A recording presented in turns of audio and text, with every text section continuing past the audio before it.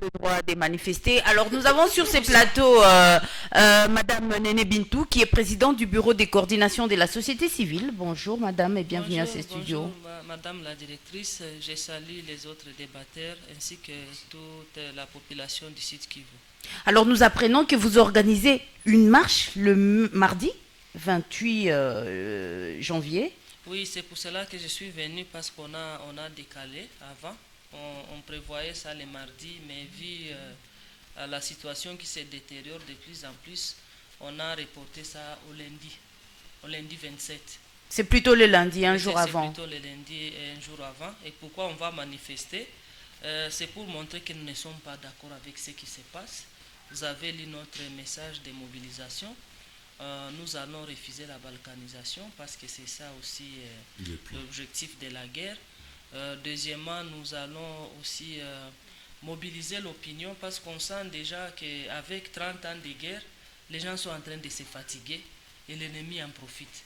Donc les gens se disent, tunachoka na vita, ça fait déjà 30 ans, à Tuone Kitu, il y a beaucoup de trahisons. Donc vous sentez qu'il y a un peu les gens qui sont en train de lâcher. Nous nous disons, nous n'avons qu'une seule nation, nous n'avons qu'une seule république. Nous devons nous mobiliser pour qu'on voit que nous existons encore. Parce que si nous continuons à rester calmes, ça montre que nous sommes en train d'accepter ce que la guerre qui nous est imposée. Et nous avons aussi profité pour mobiliser les autres Congolais qui sont dans les territoires, qui ne sont pas encore conquis bien sûr, et qui sont dans les autres villes. Parce que rappelez-vous, en 2004, quand il y a eu encore l'agression avec Gilles Moutebousi et Laurent Kunda, c'était toute la République qui avait marché, toutes les villes de la République. Et le lendemain, on a obtenu le retrait définitif des troupes dissidentes qui avaient envahi la ville de Goma et la ville de Bukavu. Alors maintenant, au fil du temps, les gens se fatiguent et ce n'est pas bien. Donc on doit quitter la distraction malgré il y a des problèmes. On doit continuer à soutenir également notre armée et fustiger par la même occasion le comportement de certains éléments. Ce n'est pas tous. Comme il venait de le dire, certains éléments Satan 2, comme il y a les Satan 2 qui sont à Calais, certains éléments tirent sur les populations civiles alors qu'ils sont censés les protéger. Et il y a aussi les guépards qui ont fait des dégâts à Kavumo, qui ont fait aussi des dégâts à Walungu. Heureusement que la justice militaire s'est mobilisée parce qu'on a appris qu'il y a 30 qui ont déjà été arrêtés. Alors, mais par la même occasion aussi réveiller le gouvernement national parce que je crois Jean-Jacques qui est revenu. Avant qu'on ne demande l'aide des autres, nous devons d'abord demander notre gouvernement d'intervenir. Donc, il ne faut pas attendre que les secours viennent des États-Unis, de la France ou je ne sais pas de quel autre pays, pendant que nous avons un gouvernement à qui on a fait confiance. Et donc, nous allons dire dans notre mémo que notre gouvernement fasse tout pour mettre tous les moyens nécessaires en œuvre pour motiver nos militaires. Donc, quelle que soit la force de l'armée, il n'y a jamais eu d'armée au monde qui gagne la guerre sans l'accompagnement de la population. Donc, nous devons accompagner notre armée, et les vrais Wazalendo, mais aussi continuer à décourager ces cas de dérapage et ne pas surtout relayer les messages des ennemis, parce que je suis en train de voir dans les réseaux sociaux les jeunes qui s'activent à relayer les messages du M23, les messages de quoi. Donc on est en train de faire la campagne de la guerre sans le savoir. Donc on doit vraiment faire très, très attention par rapport à ça, ne pas céder à l'intoxication. Et nous venions malheureusement hier soir d'apprendre le décès du général Chirimwami, Peter, qui était le gouverneur du Nord Kivu, paix à son âme. Mais vous voyez maintenant toute la cacophonie qui entoure son décès. Il y en a qui tirent sur la fibre tribale, il y en a qui parlent de complicité, il y en a qui parlent de tribalisme. Et c'est très dangereux pour la population. Donc nous devons vraiment rester sereins et communiquer avec nos services parce que nous n'avons que la seule armée et la seule police, la seule ANR.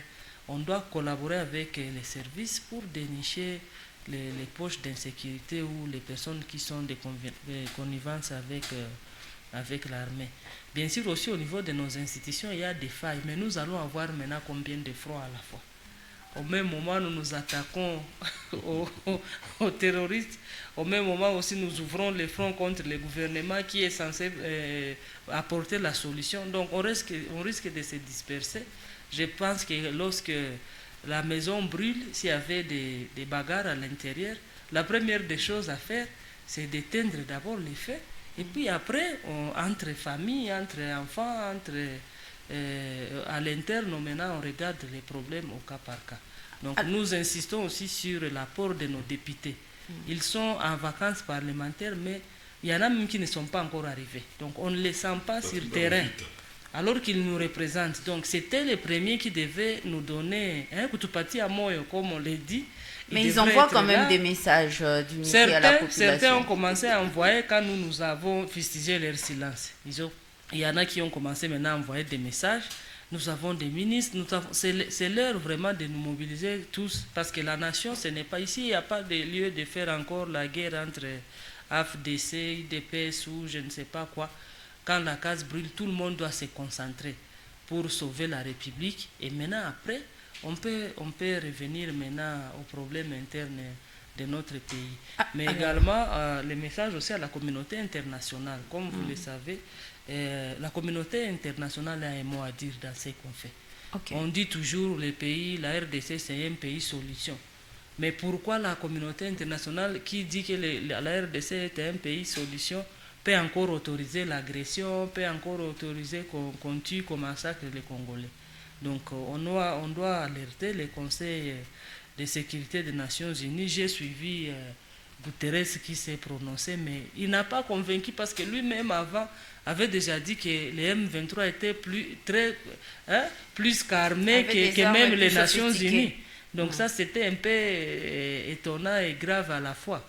Donc nous pensons que nous faisons partie des Nations Unies et lorsque nous sommes attaqués, l'Union africaine, commençons par chez nous, doit se prononcer, mais l'Union africaine c'était, l'EAC c'était, la CIRGL, jusque-là je n'ai pas encore suivi des messages, et après maintenant on peut... Le président angolais s'est quand même prononcé. Oui, il s'est prononcé parce que lui a la charge de la médiation. Je comprends son problème et sa difficulté qu'il a maintenant. Il devrait le faire. J'ai même suivi aussi que le président Paul Kagame est parti voir le président Erdogan de la Turquie pour faire la médiation. Donc vous comprenez que de l'autre côté, le Rwanda aussi sent qu'il y a la pression et que la guerre n'est pas la solution à tout. Donc moi je pense qu'il faudrait qu'on ouvre tous les fronts possibles, les fronts diplomatiques, les fronts économiques et tout, pour favoriser le retour de la paix. Et je crois que c'est encore possible d'y croire. Et à Luanda, moi j'avais dit, c'est possible d'exploiter les ressources de la RDC sans verser le sang du Congolais. Merci. C'est possible. Donc on peut créer des entreprises, on peut faire des marchés publics. Là vous rejoignez notamment le prix Nobel de la paix, qui l'a fustigé. Donc on peut faire ce qu'il appelle d'ailleurs les business for peace. Donc on peut faire le business pour la paix. C'est comme le dit le docteur Mukwege. Donc moi je pense que c'est possible. On ne peut pas continuer quand même à tuer les gens comme ça, alors qu'il y a des projets intégrateurs qui peuvent nous réunir, nous unir, parce que je sais que le Rwanda fait, je l'ai encore dit hier à la radio Okapi, les Rwandais aussi ne sont pas d'accord. Mais eux, par rapport à nous autres, ils n'ont pas la possibilité de s'exprimer. Mais parfois, partout où Kagame passe, il montre que c'est lui le champion de la bonne gouvernance, il y a la paix chez lui, il y a le développement. Mais vous voyez vous-même la frontière, combien de Rwandais traversent pour venir même faire le rodage des produits. Il y a Manuel, Banaujisha, Massambaza, les autres sont à Kamanyola pour cultiver. Ça montre qu'ils sont aussi appauvris par ce que nous connaissons. Et si maintenant, demain, on ferme les frontières, nous allons subir les coups. Les Rwandais aussi vont subir les coups. Alors, retournons à la marche. Donner la chance à la paix. Retournons à la marche Néné Bintou. Ça va se passer comment? La marche commence à quelle heure et qui peut participer? Est-ce que les drapeaux des partis politiques sont les bienvenus? Non, les drapeaux ne sont pas autorisés parce que c'est une marche citoyenne. Parce que si les drapeaux sont là, demain, on va dire c'était l'AFDC qui a organisé. Ou si les drapeaux de l'INC sont plus nombreux que les drapeaux de l'IDP, ça va créer des problèmes. C'est pour cela que nous avons dit tout le monde se rencontre au niveau de la place Muzirwa. C'est symbolique pour nous parce que pour nous, Muzirwa symbolise aussi la résistance. Il est mort là, presque dans les mêmes circonstances qu'aujourd'hui. Et de là, nous nous rendrons vers la place de l'indépendance. À partir de quelle heure? À partir de 9h. Ok. Et on est en train de vouloir aussi mobiliser les leaders de confessions religieuses pour voir aussi si une fois au niveau de la place, ils peuvent aussi faire une prière écuménique pour la paix. Et par là aussi lancer encore une campagne de mobilisation pour soutenir nos FARDC. Parce que quand ils se sentiront qu'ils ont le peuple avec eux, et ça va aussi réveiller le gouvernement, parce que parfois on fustige le fait qu'on parle souvent, quand on est à Kinshasa, on parle de la guerre de l'Est. La guerre de l'Est. Mais la guerre de l'Est n'existe pas. C'est l'agression de la RDC. Donc, qu'ils ne pensent pas que parce qu'on est à Kinshasa, la guerre ne peut pas arriver là-bas. On sait comment la guerre commence, mais on ne sait pas comment elle finit. Donc, nous sommes en train aussi de parler avec nos frères et sœurs qui sont à Kinshasa, qu'ils comprennent que ce n'est pas la lutte des Sud Kivusiens ou des gens du Nord Kivu. Nous sommes une même nation. Donc, on doit cesser de dire la guerre de l'Est. C'est la guerre. C'est l'agression qui attaque tout le monde, parce que si nous sommes paralysés ici, si Goma est paralysé, Kinshasa n'aura rien. Parce que chaque jour, les avions partent à Kinshasa pour amener la nourriture là-bas. Maintenant qu'on risque d'avoir une crise alimentaire, on doit comprendre que nous sommes une même nation, un même peuple, et tous nous devons être solidaires pour sauver la République et parler plus haut que voilà, nous ne voulons pas... la balkanisation. Dernière question. Voyez, par exemple, les autres États où il y a la guerre, les gens résistent. Vous voyez ce qui se passe en Ukraine, ce qui se passe en Israël. Même les petits-enfants déjà ont l'esprit de résistance. Et ça fait que les gens savent que l'identité d'un peuple, c'est aussi la terre, c'est aussi... Et c'est pourquoi même, je crois, Monseigneur l'archevêque a demandé que les gens restent chez eux. Parce que si nous partons, les autres vont occuper. Et ce qui est dangereux, c'est que dans les massifs là-bas où les rebelles avaient déjà récupéré même Rutshuru, on est en train d'y implanter des populations venant du Rwanda. Et c'est ça la balkanisation. C'est ça la balkanisation qui débute. Donc il faut qu'on fasse attention. On sait que les balles, quand ça crépite, ça fait peur, bien sûr. On a toujours tendance de fuir, mais on pense qu'au niveau international aussi, parce que le secrétaire général a dit que la guerre risque de se régionaliser.